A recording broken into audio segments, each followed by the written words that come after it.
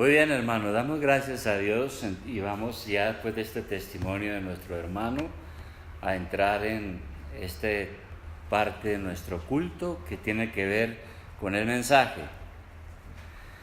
A ver, hermano, nosotros estamos estudiando la carta del apóstol San Pablo a los Gálatas. Yo les invito a todos a que abramos nuestras Biblias, su Biblia. Siempre véngase con su Biblia, porque aquí tratamos de estudiar la palabra. Gálatas capítulo 2, vamos a tratar del versículo 1 al 10. Ahora,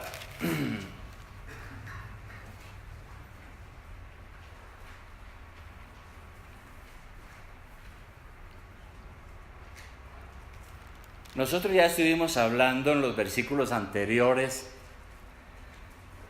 acerca del testimonio de Pablo, que antes se llamaba Saulo, y que él fue un perseguidor de la iglesia.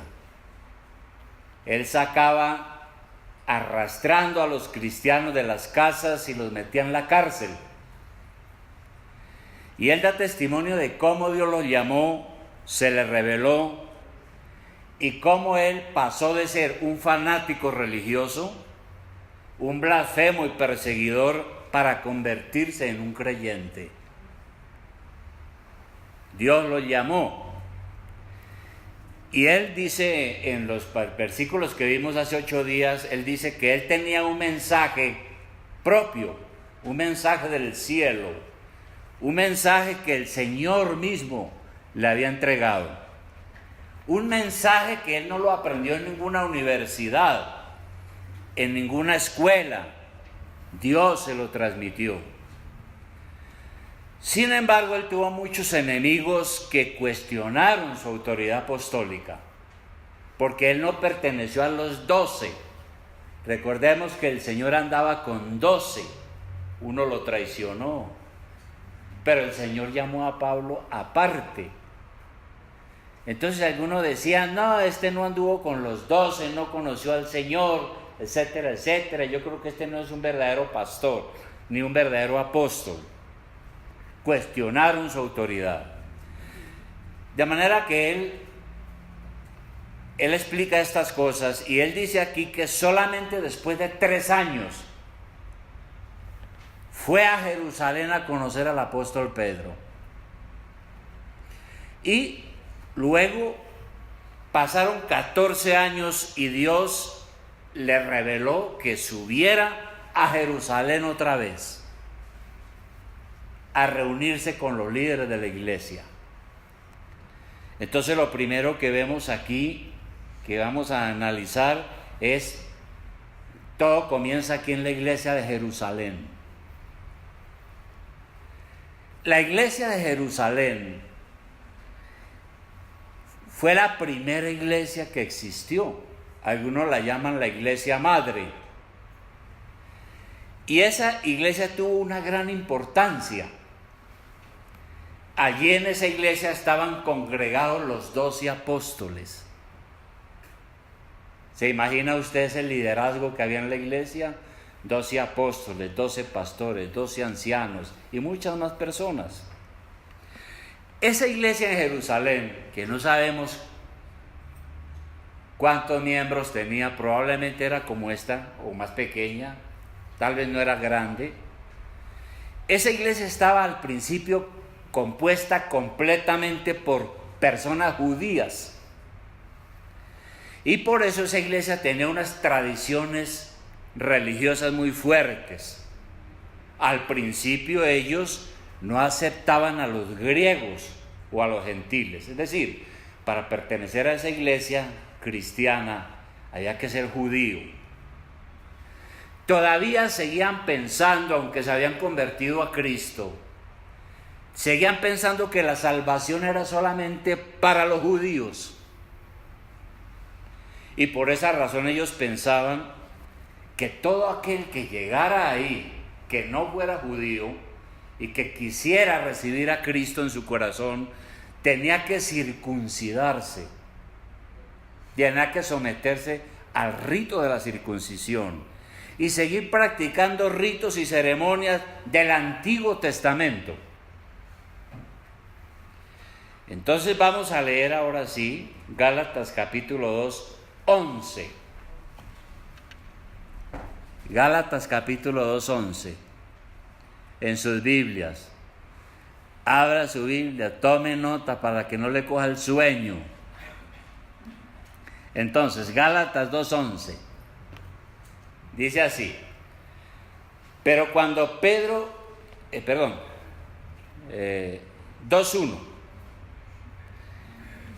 Después, pasados 14 años, subí otra vez a Jerusalén con Bernabé, llevando también conmigo a Tito, de quien después tenemos una epístola que se llama a Tito.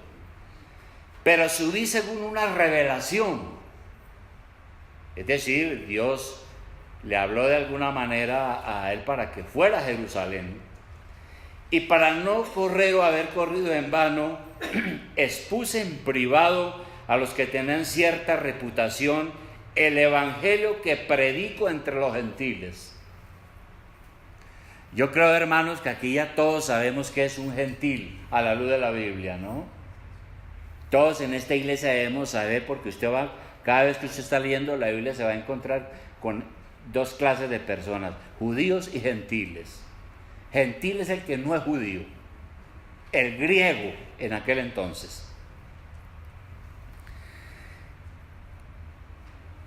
Y entonces dice aquí que esta iglesia era muy importante, y el apóstol Pablo entonces sube y se reúne con los líderes de la iglesia en privado. Probablemente la iglesia de Jerusalén ya sabía, tenía noticias de Pablo y sabía que él andaba predicando, y probablemente habían dudas. ¿Qué son estas cosas extrañas? Que este hombre, que era un perseguidor de la iglesia, ahora dice que es un seguidor de Cristo. ¿Qué es lo que está enseñando? Los ancianos de la iglesia y los apóstoles probablemente estaban muy preocupados. Por eso sube Pablo y se reúne con ellos en privado. ¿Qué expuso el apóstol Pablo ante ellos privadamente?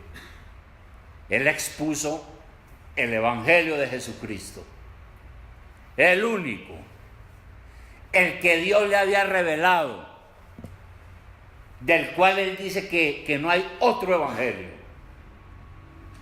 ¿En qué consistía ese evangelio que el apóstol Pablo estaba predicando? ¿En qué consistía?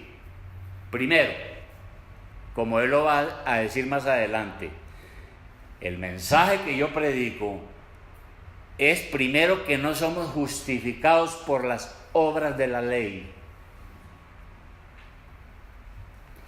Y hermanos, yo quiero que nos detengamos ahí.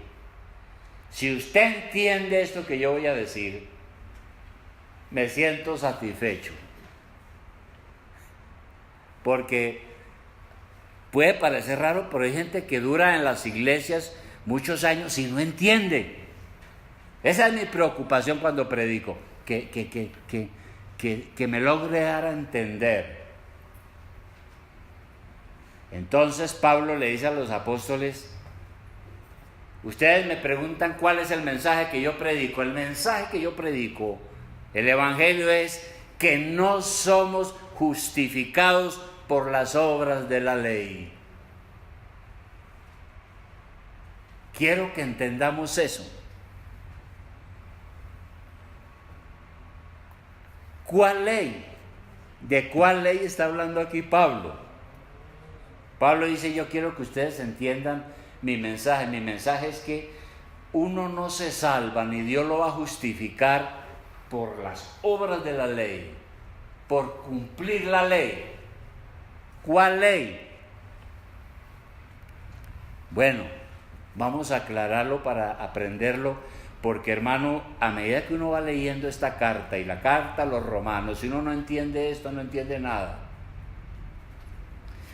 Resulta que en Israel, en los tiempos de Pablo, habían tres clases de ley o tres tipos de ley. Primero estaba la ley judicial o ley civil. Luego estaba la ley ceremonial.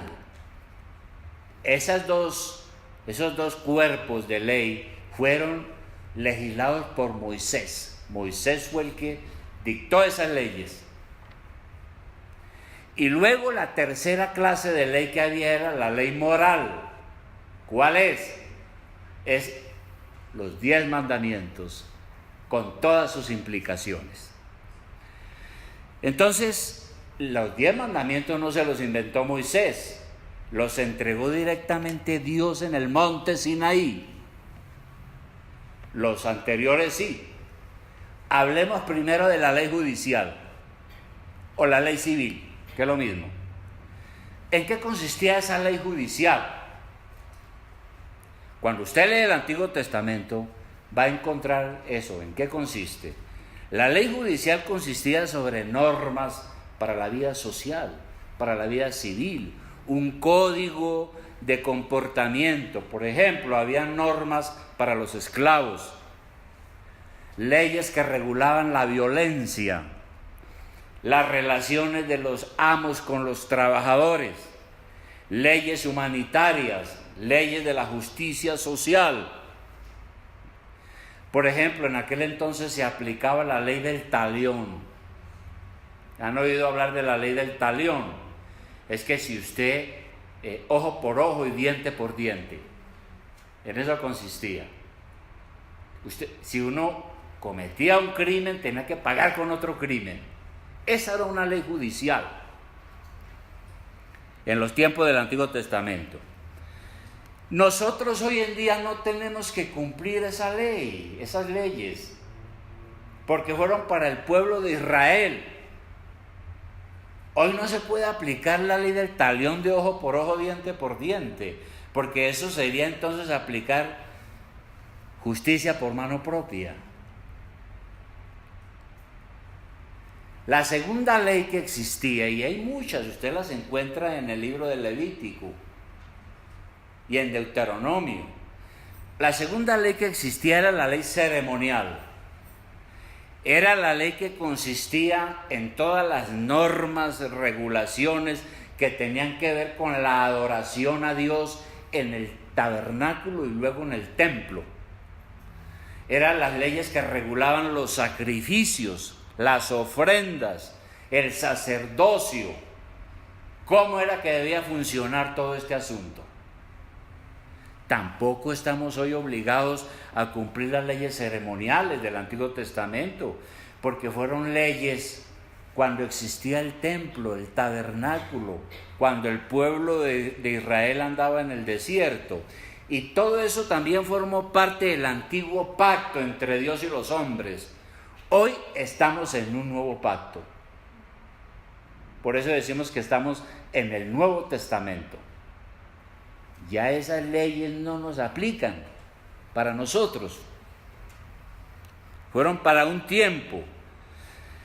Pero con la venida de Cristo todo eso fue reformado.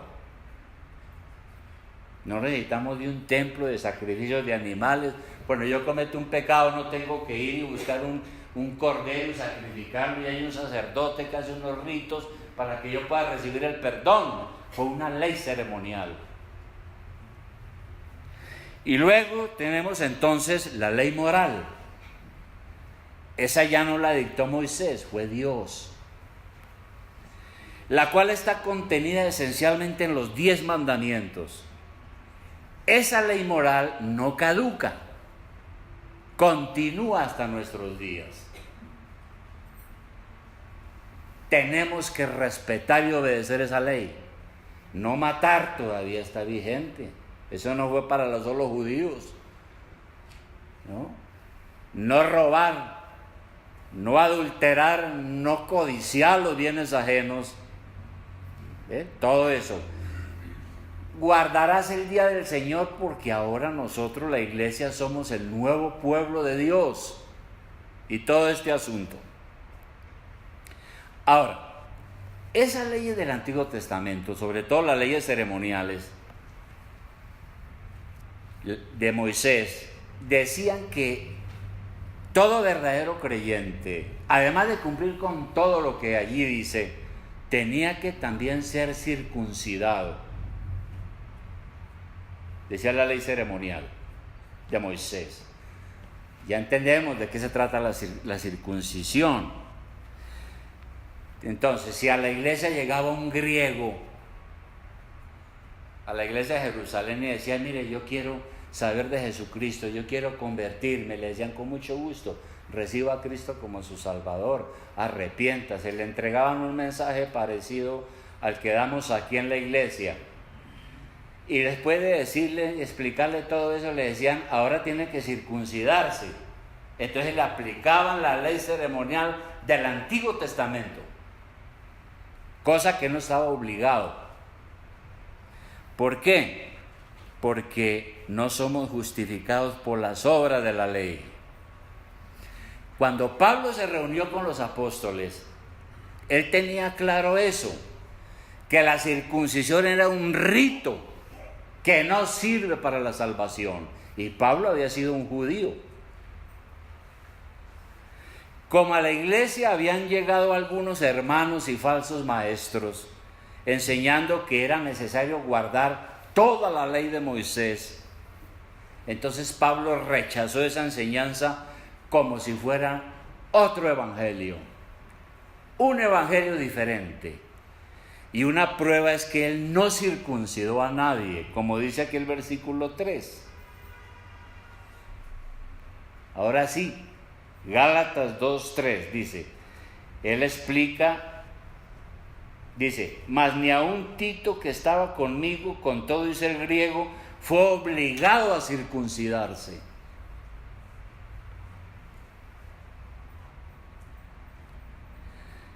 Entonces,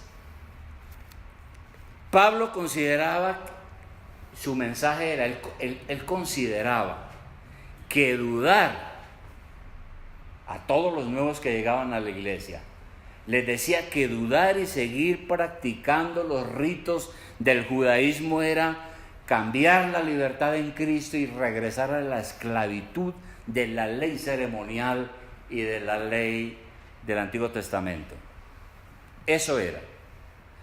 Es decir, era volver a la religión judía, la cual consistía en una serie de normas, detalles meticulosos sobre las comidas, sobre los días religiosos, además la circuncisión y muchas cosas que le añadieron a la ley de Dios, cosas que el Señor no mandó. Esa es la explicación que le da el apóstol Pablo a los apóstoles en Jerusalén, cuando sube a hablar con ellos y se reúne en privado y le preguntan: ¿cuál es el evangelio que usted predica? Le dijo: es este. No somos justificados por las obras de la ley, sino que somos justificados es por la fe. Por la fe. Ahí está la diferencia. ¿Por qué nosotros necesitamos ser justificados? Primero que todo, ¿por qué usted necesita ser justificado? ¿Por qué usted, joven, necesita ser justificado? Porque ante Dios usted y yo somos pecadores condenados por la justicia divina debido a nuestro pecado. Nosotros nacemos bajo condenación. En otra carta Pablo dice: no hay justo ni aun uno. Todos nosotros nacemos con el problema del pecado. Aún un bebé que es puro, inocente, ya trae ahí el problema. Falta es que crezca. Y apenas crezca, entonces aparecen la mentira, la envidia, el orgullo. Y a medida que va creciendo y se hace joven, tiene que recibir a Cristo por la fe. Si no, el pecado le va a hacer pasar malas situaciones. Por eso necesitamos ser justificados, porque tú y yo somos pecadores. Para poder ser justos ante Dios, ¿qué se necesita? Para poder ser justos ante Dios, según el Antiguo Testamento, usted necesita cumplir toda la ley de Dios perfectamente. ¿Usted la ha cumplido? Si usted ha cumplido la ley de Dios perfectamente, no necesita ser justificado, porque la ley lo salva. Entonces usted puede presentársele a Dios y decirle: mire, yo soy un hombre o una mujer que cumplo perfectamente la ley. ¿Usted ha sido capaz de cumplirla perfectamente? La ley de Dios, para decir eso. Miremos el primer mandamiento de la ley de Dios, que dice: amarás al Señor tu Dios sobre todas las cosas. ¿Usted ama a Dios sobre todas las cosas? No creo. Si uno abre los 10 mandamientos y confronta su vida, y uno es honesto y sincero, y empieza uno a mirar si ha cumplido, uno se da cuenta que no ha cumplido. Y si uno no cumple la ley, entonces uno es culpable. Y si es culpable, merece la pena de muerte, porque es la ley divina. ¿Cómo librarse de esa condenación entonces?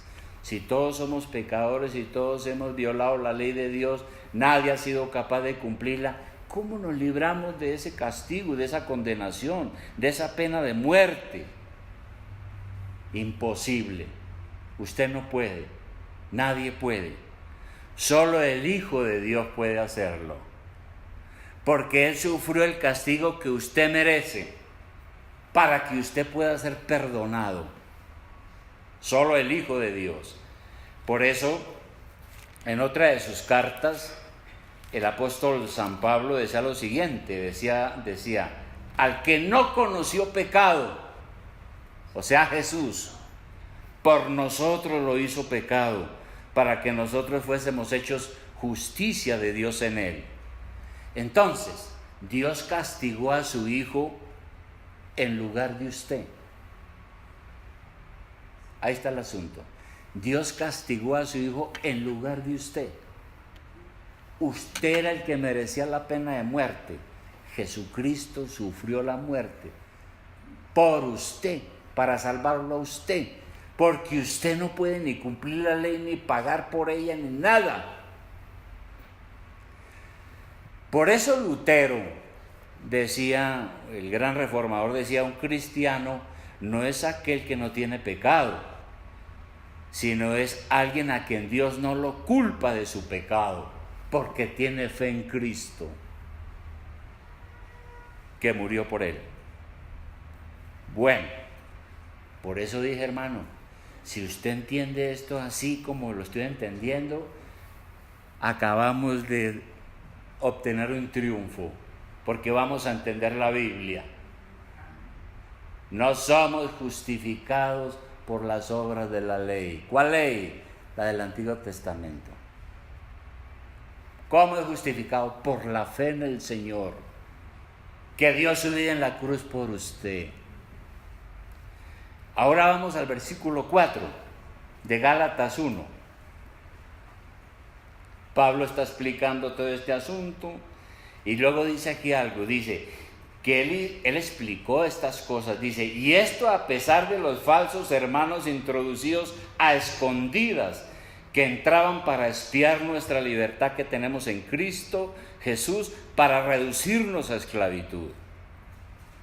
Entonces, Pablo llegó a la iglesia y empezó a explicar todas las cosas y a decirle: mire, ya no necesitamos ser circuncidados, ya no necesitamos hacer todas estas cosas, somos libres por la sola fe en Cristo. Pero allá habían unos que no le creyeron y que siguieron metiéndose en la iglesia para escucharlo a ver qué decía, porque seguían insistiendo en que uno tenía que circuncidarse, por ejemplo, que eso es guardar la ley. Entonces, ¿cuál es el asunto? Ellos entraban a la iglesia sigilosamente, investigaban qué era lo que estaban enseñando, si no estaban guardando la ley de Moisés, y esos hermanos después se convirtieron en enemigos acérrimos contra los apóstoles más adelante. Ese problema de los falsos hermanos se presenta hoy también. hay falsos hermanos y falsos pastores y falsos maestros que de tiempo en tiempo aparecen en las iglesias con doctrinas e ideas que son extrañas al Evangelio. Hoy no tenemos gente que venga a decirnos que tenemos que circuncidarnos, pero vienen con otras ideas. Falsos hermanos que dicen ser cristianos, pero no son. Y vienen con la idea de imponer nuevas normas, nuevas prácticas. Otros tuercen el Evangelio para imponer sus ideas, siempre tratando de enseñar que la sola fe en Jesucristo no es suficiente, como en la antigüedad. Siempre se necesita más, lo mismo que hacían en la antigüedad. Muy bueno que usted reciba a Cristo, muy bueno que se haga bautizar, muy bueno que confíe en Cristo, pero eso no es suficiente. Tiene que hacerse circuncidar, tiene que guardar todo lo que dijo Moisés. Y todavía hay ese mismo problema. Personas que vienen a decirnos que Cristo no es suficiente, que se necesitan creer en otras cosas que a veces no están en la Biblia o que no las hemos sabido interpretar. Nosotros no nos podemos someter a esos falsos hermanos y falsos pastores ni por un segundo, porque eso es lo que dice aquí el apóstol Pablo. Por ejemplo, en el versículo 5 dice: a los cuales ni por un momento accedimos a someternos para que la verdad del Evangelio permaneciese con vosotros. Esos falsos hermanos que se presentan hoy son los que, por una falta de entendimiento acerca de la justificación por la fe, introducen en la iglesia doctrinas equivocadas. Nosotros ya hemos entendido esta mañana que la salvación no es, que no somos justificados por las obras de la ley, pero hay algunos que no entienden. Y entonces esos falsos hermanos introducen en la iglesia una cosa que se llama el legalismo. ¿Qué es el legalismo? Bueno, toda religión que no conoce la gracia de Dios, como le hemos explicado aquí, la gracia de Dios en Cristo cae en el legalismo. Y el legalismo lo conduce a uno a un fundamentalismo ciego. Algunas iglesias, por ejemplo, se vuelven muy meticulosas, ¿no? Sobre asuntos del vestido, la comida. Prohíben a las mujeres el maquillaje, usar pantalón, cortarse el pelo, etcétera, etcétera. Cuando yo era pastor en Cali, en mis estudios de seminario, en un pueblo cercano, se llama Jamundí, llegó una señora y me dijo: pastor, es que mi esposo me regaló este colorete.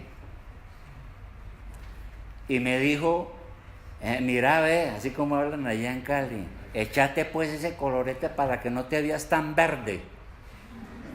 Y entonces: pastor, ¿yo puedo echarme ese colorete?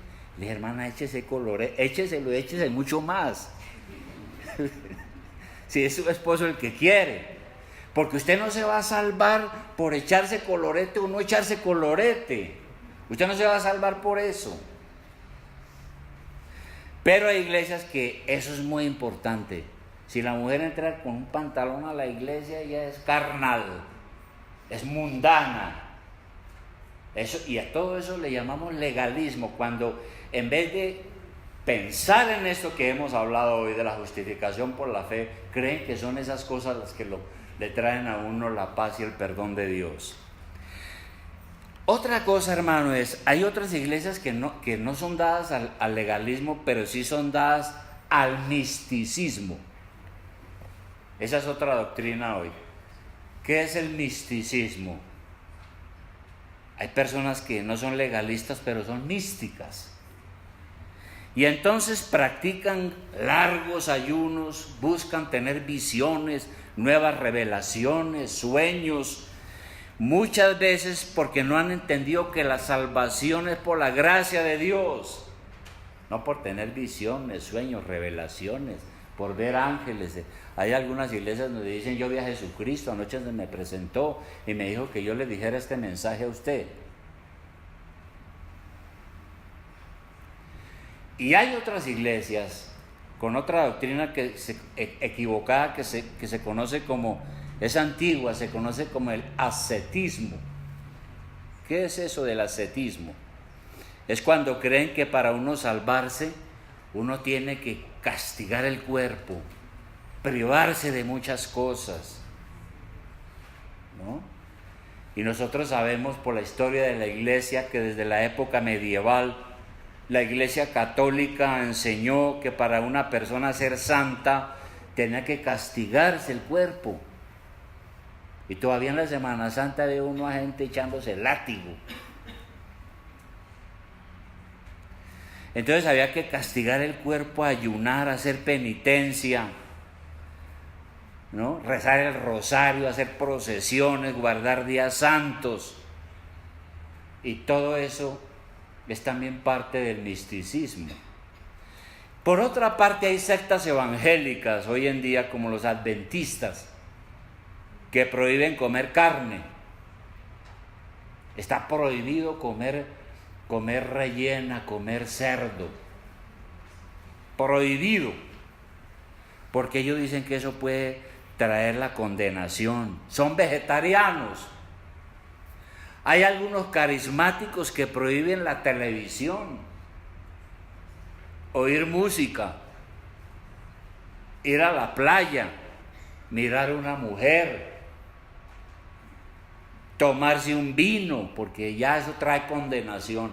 Pero es que la justificación no es por lo que yo hago, no es por las reglas, la justificación es por la fe en el Señor Jesucristo.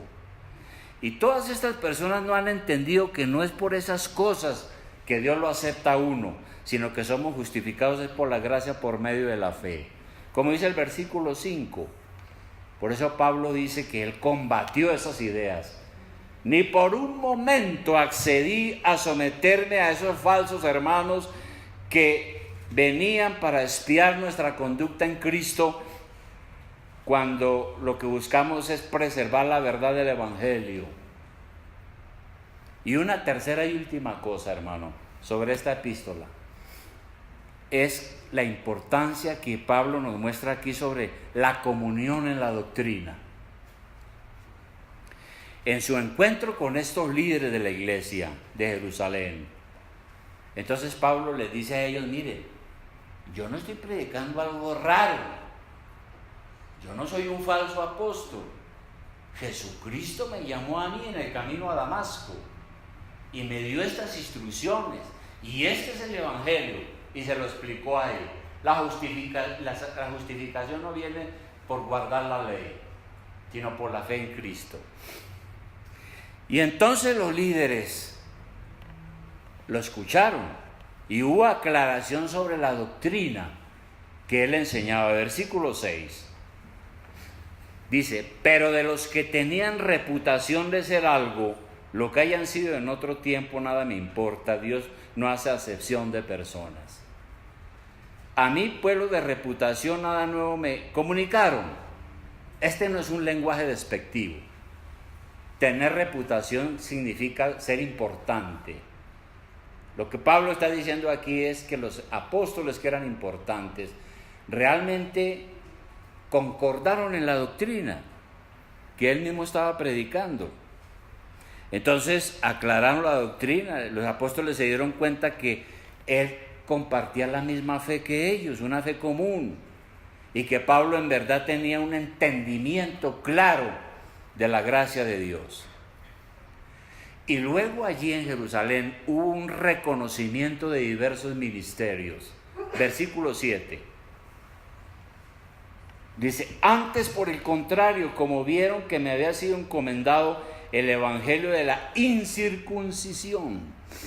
Es decir, Pablo fue encomendado por el Señor para que le predicara a los gentiles, a los griegos, como a Pedro el de la circuncisión. Pues el que actuó en Pedro para el apostolado de la circuncisión, actuó también en mí para con los gentiles. Y reconociendo la gracia que me había sido dada, Jacobo, Cefas, o sea Pedro y Juan, que eran considerados como columnas en la iglesia, nos dieron a mí y a Bernabé la diestra en señal de compañerismo, para que nosotros fuésemos a los gentiles y ellos a la circuncisión. Un reconocimiento de los diversos ministerios. Los apóstoles Pedro, Jacobo y Juan eran líderes prominentes. Ellos entendieron que Dios había comisionado a Pablo para que le llevara el evangelio a los que no eran judíos, es decir, a los gentiles. Ellos no estaban obligados a obedecer ni por un minuto ninguna de las leyes ceremoniales de Moisés, los que no eran judíos. Pablo tenía que ir y explicar eso.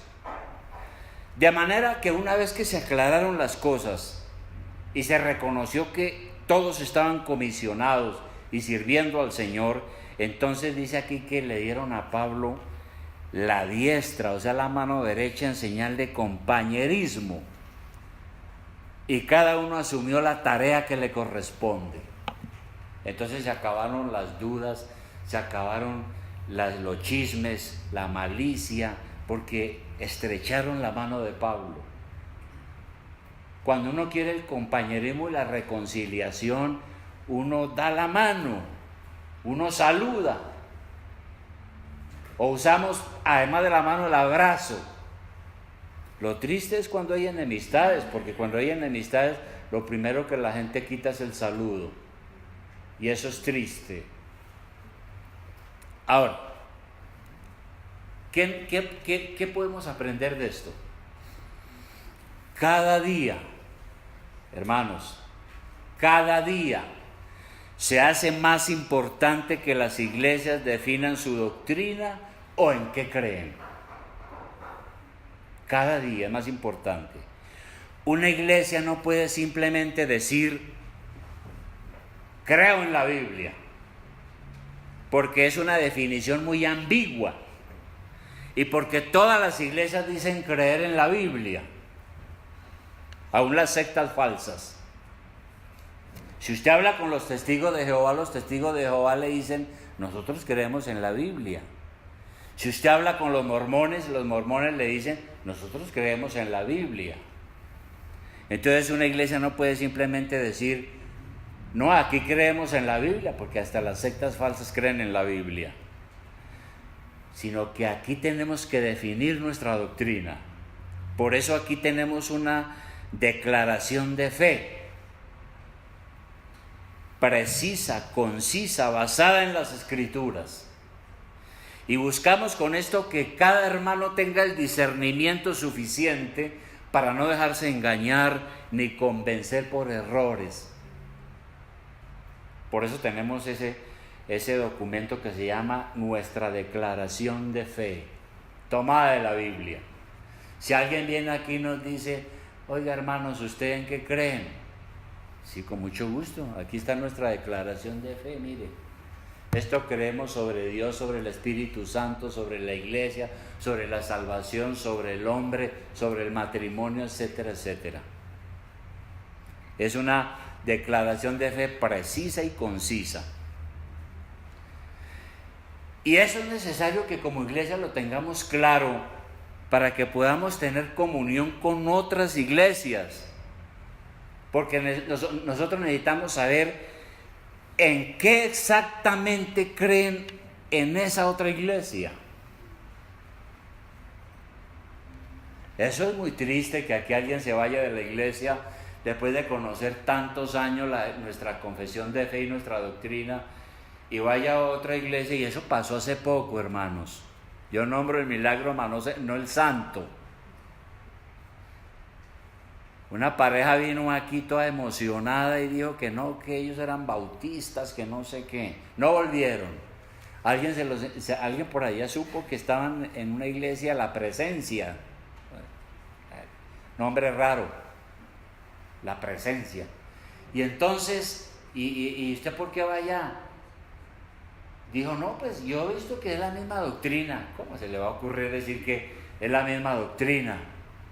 Nosotros necesitamos saber cuál es la verdad que predican las otras iglesias para poder tener comunión con ellos.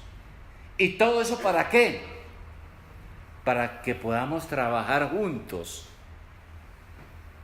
Por eso el profeta Amós decía, ¿andarán dos juntos si no estuvieran de acuerdo?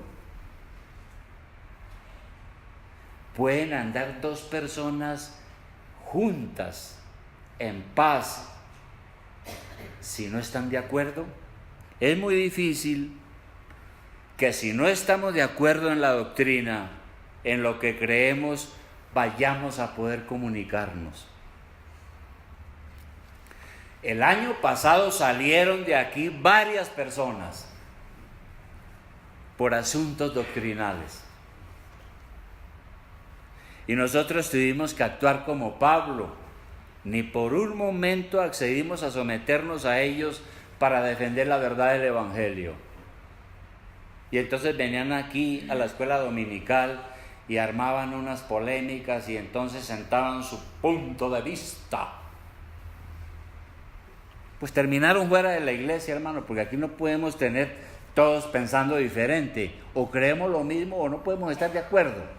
Y si no estamos de acuerdo, pues hermano, la puerta está abierta. Conclusión, hermanos. El auténtico evangelio, el único, nos enseña que somos justificados ante Dios únicamente por la sola fe en Jesucristo. Cualquiera que predica otro evangelio es un falso evangelio, como dice Pablo aquí en el capítulo 1. No somos salvos tratando de obedecer las leyes ceremoniales o rituales del Antiguo Testamento, porque Jesucristo reformó todas las cosas. En cuanto a la ley de los 10 mandamientos,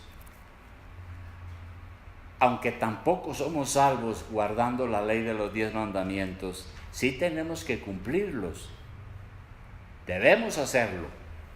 Porque los 10 mandamientos no los dio Moisés, los dio fue Dios en el monte Sinaí. No nos salvan, nos salva la sola fe en Cristo, pero tenemos que obedecerlos. Si somos cristianos, los 10 mandamientos son como vallas en el camino que nos advierten del peligro. Está visto en esas vallas en el camino, ¿no? Peligro. Utilice frenos, o sea, revise frenos. Vamos para abajo. Subida, curva a la derecha, cuidado, peligro. Los 10 mandamientos son eso. Cada vez que estamos en las tentaciones, el mandamiento nos dice no robe, no cometa adulterio, no codicie, porque son eso, advertencias que nos ayudan para vivir una vida que agrade a Dios. Como iglesia tenemos que estar de acuerdo en lo que todos creemos, es decir, en la doctrina bíblica, apostólica. De manera, hermanos, que mucho cuidado con la gente que le llega a usted con cuentos, con legalismo, con misticismo, con ascetismo. Mucho cuidado con tener por ahí sus ídolos secretos, sus supersticiones. Todavía hay mucho evangélico supersticioso, ¿no? Que ha creído en Cristo, pero como que en el fondo del corazón dice, pero yo creo que también tengo que hacer esto. Y empieza a tener sus supersticiones porque no quiere confiar solamente en Cristo. Mucho cuidado con pensar en lo profundo de su corazón que Dios está muy agradecido con usted porque usted ha hecho una que otra obra buena. No, su fe no debe estar puesta en las cosas que usted cree que son buenas y que usted cree que es que ya Dios está muy agradecido y ya Dios está en deuda con usted. Su fe debe estar puesta en Cristo y debe arrepentirse de sus pecados para con Dios. Mucho cuidado con creer en que todas las iglesias son lo mismo. Cuando yo me convertí a Cristo y era un ignorante de la doctrina, yo sí pensaba que todas las iglesias eran lo mismo. Para mí era indiferente. Yo iba a cualquier iglesia y hoy en día no puedo hacer eso porque ya Dios nos ha dado más madurez. Hay iglesias que están enseñando otro evangelio, otra cosa parecida. Y entonces la pregunta final: ¿está usted confiando solamente en Cristo para su justificación? ¿O hay otras cosas en las cuales usted quiere confiar? La Biblia dice que es solamente en Él. ¿O piensa que tener sola fe en Cristo es insuficiente? Recuerde lo que dice la Biblia: hay un solo Dios y un solo mediador entre Dios y los hombres, Jesucristo hombre, ¿no? Un solo mediador. No es la Virgen, no es las almas del purgatorio, no son los santos difuntos, no es la superchería, no es la superstición, no son los talismanes, no es nada de eso, hermano. Nos toca es entregarnos al Señor Jesucristo, quien en la cruz murió por nuestros pecados. ¿Usted piensa así? Si piensa así, lo felicito, hermano. Si no, pues ore a Dios para que le ayude a tener entendimiento sobre lo que es la verdadera gracia de Dios. La gracia de Dios nos dice que soy salvo por la sola fe en el Señor, que me da su salvación como un regalo, un don gratuito. No lo merezco, tampoco lo puedo comprar, pero Dios me lo da por su gracia, siendo un pecador. Eso es la gracia de Dios. Ese es el evangelio verdadero. Vamos a orar.